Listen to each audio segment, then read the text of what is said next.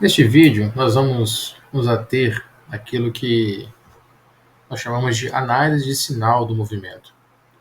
Essa análise de sinal é muito importante porque é ela que vai nos permitir melhor compreender o movimento e também melhor construir as equações de movimento que servirão para os cálculos, para a resolução de vários problemas. Então, para que eu resolva corretamente um problema, é preciso que eu construa corretamente as equações de movimento. Só que para eu construir corretamente essas equações, é preciso que eu domine exatamente, a análise dos sinais das grandezas físicas envolvidas no movimento. Como é que isso é possível?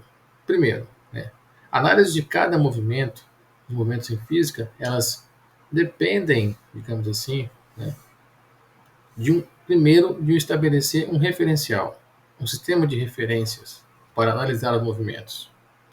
Por exemplo, imagine na figura da esquerda, um movimento vertical ascendente, de subida. Então, é um lançamento vertical para cima. Antes de analisar este movimento, eu preciso primeiro estabelecer um sistema de referências. Por exemplo, considerando que a referência para este movimento seja o solo, aqui o chão, eu preciso estabelecer, então, que neste chão, esse solo, nós temos uma origem do referencial, de origens. Supondo que o meu referencial ele seja um eixo vertical apontado para cima, então, nós definimos que no ponto mais baixo do movimento, no chão, esta altura ou esta posição será igual a zero. E a partir desta posição zero para cima, ou seja, no sentido para cima, nós definimos um sinal para o movimento, dizendo que ele é positivo ou negativo. Neste caso, ao indicar este eixo vertical para cima, nós podemos definir, por exemplo, neste diagrama, a forma que foi desenhado esse eixo, que o sentido ascendente, ou seja, vertical para cima, então é, por definição, nossa referência, um sentido positivo. Esse é o sentido positivo. E a partir dessa definição do eixo de referência e para qual o sentido que é positivo e qual o sentido é negativo, nesse caso, um movimento que, a trajetória que é ascendente será positiva, por exemplo, nesse movimento, eu passo agora a analisar as grandezas físicas, as demais grandezas físicas envolvidas no movimento. Por exemplo, a velocidade. Ora, observe que há um vetor velocidade indicado por essa flechinha, por essa seta verde, indicando o vetor velocidade. Neste caso, é vertical para cima. Ora, como ele é para cima, ele tem o mesmo sentido do sentido positivo que nós definimos para a trajetória. Se esta velocidade aponta para o mesmo sentido positivo, como assim definimos, quer dizer que esta velocidade também será positiva. É o que aqui escrevemos. A velocidade, então, no movimento de subida, será positiva maior que zero, porque está representada por um vetor que é vertical, que aponta para cima, sendo que para cima é o sentido que nós definimos inicialmente como positivo. De forma diferente, é a aceleração. Vimos no vídeos passados, que este movimento de subida ele é caracterizado por um movimento retardado, retardado, que é aquele no qual a velocidade do móvel diminui, em função de uma aceleração que é contrária ao movimento. Ora, observe então, sabemos que a aceleração devido à gravidade sempre ocorre na direção vertical no sentido para baixo, direção vertical, sentido para baixo.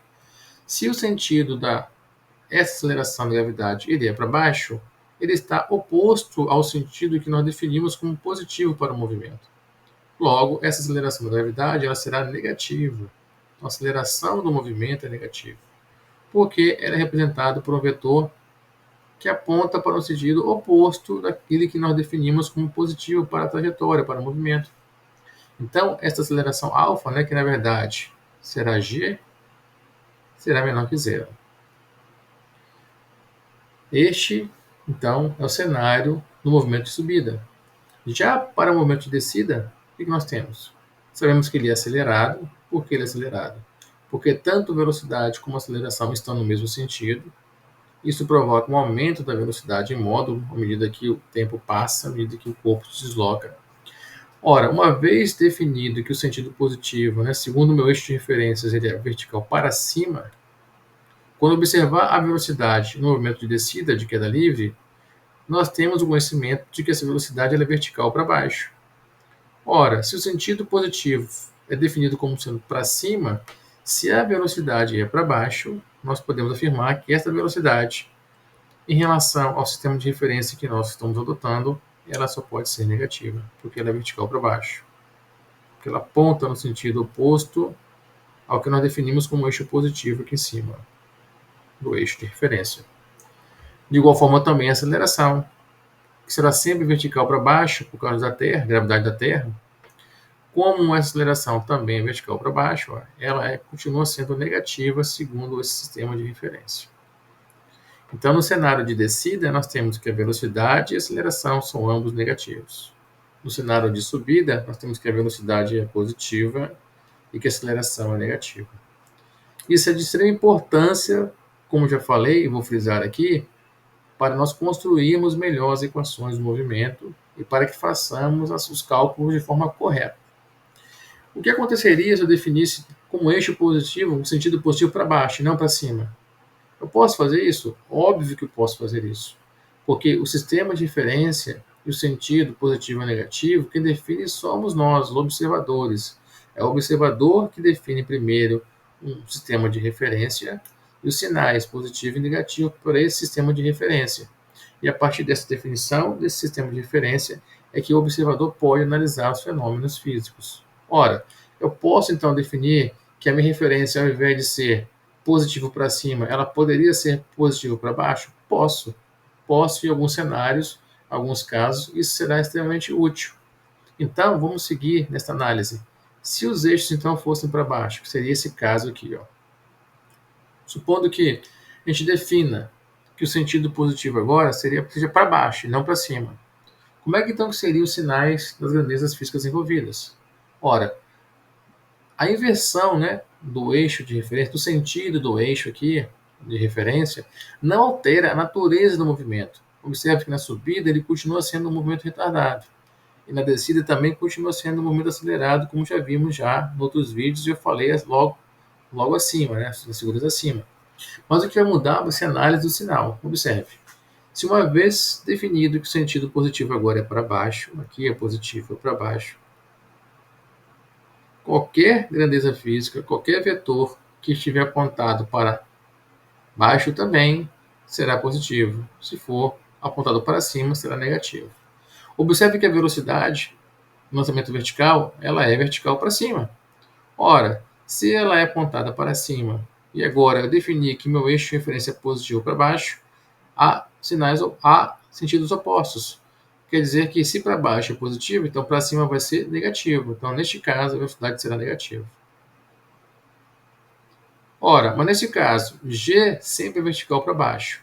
Continua apontando para baixo, beleza? O eixo é positivo para baixo, então agora a aceleração é positiva.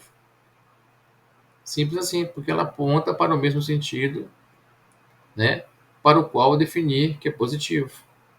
No caso da descida, o que nós temos? Ele é positivo para baixo, referência? Beleza.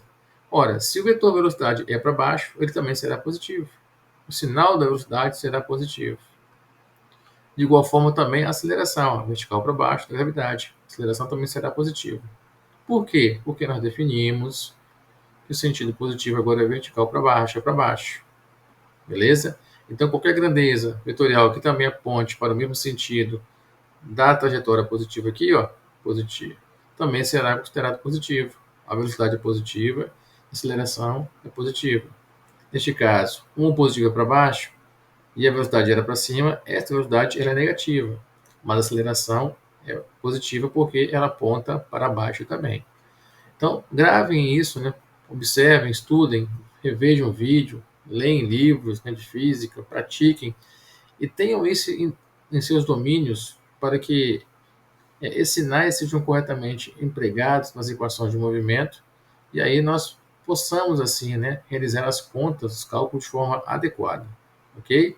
Então este vídeo teve esta finalidade de análise de sinal do movimento. Nos próximos vídeos falaremos agora sobre a queda livre, né? E aí do próximo lançamento vertical para cima, concluindo essa parte de lançamento vertical. Um abraço a todos.